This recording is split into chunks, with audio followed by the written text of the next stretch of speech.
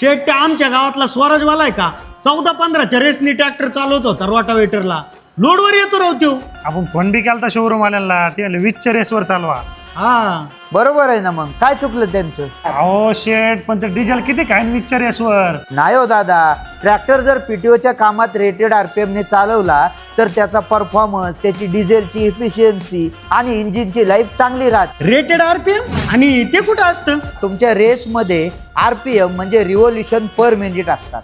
Rated RPM म्हणजे इंजिनची ती गती ज्याच्यामुळे तो उत्तम प्रकारे आणि जास्तीत जास्त शक्तीने काम करतो. म्हणजे समजा तुमचा ट्रॅक्टर जर 50 HP चा असेल तर तुमच्या इंजिनला एका मिनिटामध्ये 50 HP तयार करण्यासाठी किती फेरे लागतात त्याला म्हणायचं रेटेड आरपीएम. तुमच्या ट्रॅक्टरचं रेटेड आरपीएम जर 2000 असेल आणि तुम्ही फक्त 1400-1500च्या रेसवर ट्रॅक्टर चालवला तर ते इंजिन फक्त 30 ते 32 HP तयार करेल आणि ट्रॅक्टर लोडवर चालेल. त्या जमिनीच्या पोतानुसार त्याला जर 50 HP ची ताकदीची गरज असेल तर तुम्ही रेटेड आरपीएम 2000 ने चालवलं नाही तर तो ट्रॅक्टर डिझेलही जास्त खाईल आणि कामही चांगलं करणार नाही. त्या उलट तुम्ही 2000 किंवा 20च्या रेसवर जर ट्रॅक्टर चालवला तर तो ट्रॅक्टर ताकदही चांगली तयार करेल आणि डिझेलही मापात. खरंय राव. दादा, तुम्हाला माहिती आहे का, कोणताही ट्रॅक्टर त्याच्या रेटेड आरपीएम ने चालवला तर त्याच्या पीटीओला मिळणारा स्पीड हा 540 आरपीएमचा असतो आणि त्याच्या रोटावेटरच्या ब्लेडला मिळणारा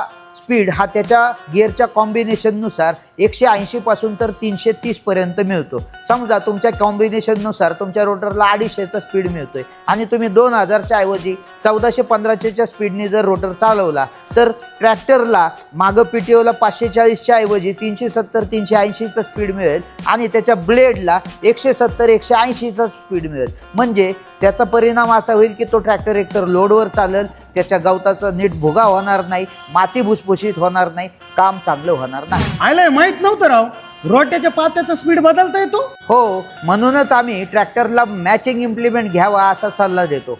आमच्या जॉन डिअरच्या रोटावेटरमध्ये मल्टी स्पीड गिअरबॉक्स येत असून तुम्ही त्याचे गिअरमधला जर कॉम्बिनेशन चेंज केलं किंवा गिअर उलटा टाकला, नवीन गिअर टाकले तर त्याला वेगवेगळ्या स्पीडमध्ये पात्याला वेगवेगळा स्पीड मिळतो. आणि आमचा सल्ला आहे की तुम्ही सुद्धा रोटावेटर घेताना मल्टी स्पीड असलेला रोटावेटरच घ्यावा, ज्याच्यामुळे वेगवेगळ्या जमिनीमध्ये वेगवेगळ्या स्पीडने आणि चांगल्या क्वालिटीने जमिनीची मशागत करण्यासाठी त्याचा उपयोग होतो. आता आहे ना, तुमचा रोटा बी घेतो आणि ट्रॅक्टर बी घेतो, दोन्ही बी घेऊन जातो. दादा, आपल्या जॉन डिअरमध्ये रोटावेटर बरोबरच नांगर, cultivator, chisel plough, mulcher, power Harrow, straw reaper, mechanical planter, high speed planter, pneumatic planter अशा प्रकारचे शेतीचे सगळे अवजारं तुम्हाला मिळतात.